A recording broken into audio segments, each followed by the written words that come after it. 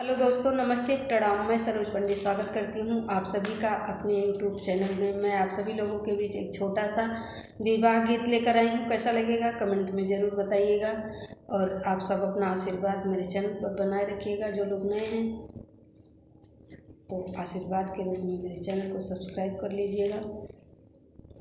ए जी सोने के लोटवा गंगा जल पनिया, ए जी सोने के लोटवा गंगा जल पनिया, तनिता का ना हमार भैया धार ओरिया, तनिता का ना हमार भैया धार ओरिया। कैसे के ताकी बहिनी धार ओरिया, ए बहिनी कैसे के ताकी बहिनी धार ओरिया, बहिनी धरिया गिरावत की फाटेले छतिया, बहिनी धरिया गिरावत की फाटेले छतिया। फाटत है तो फाटे दया जू की रतिया, ये भैया फाटत है तो फाटे दया जू की रतिया। बिहने जाइब ससुरवा ताकब तोहर रहिया, बिहने जाइब ससुरवा ताकब तोहर रहिया। सोने के लोटवा गंगा जल पनिया, ये भैया सोने के लोटवा गंगा जल पनिया, तनिता का ना हमार भैया धार ओरिया, तनिता का ना हमार भैया धार ओरिया।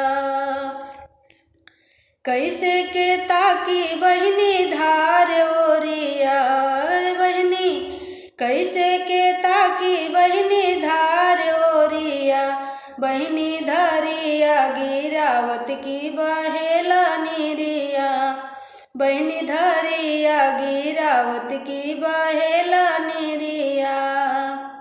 गिरत है तो गिरे दया जू की रतिया, ये भैया गिरत है तो गिरे दया जू की रतिया। बिहने जाइब ससुरवा ताकब तोहर रहिया, बिहने जाइब ससुरवा ताकब तोहर रहिया।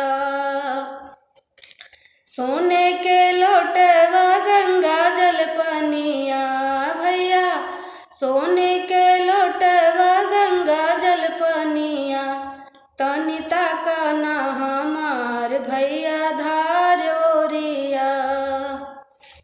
तो हेलो दोस्तों, ये गीत कैसा लगा कमेंट में ज़रूर बताइएगा। विवाह में जब भाई धार गिराते हैं, पानी गिराते हैं, तो उस समय का गीत है, बहुत ही भावुक गीत है। तो चलिए मिलती हूँ किसी नेक्स्ट वीडियो में किसी नए गानों के साथ। तब तक के लिए प्रणाम।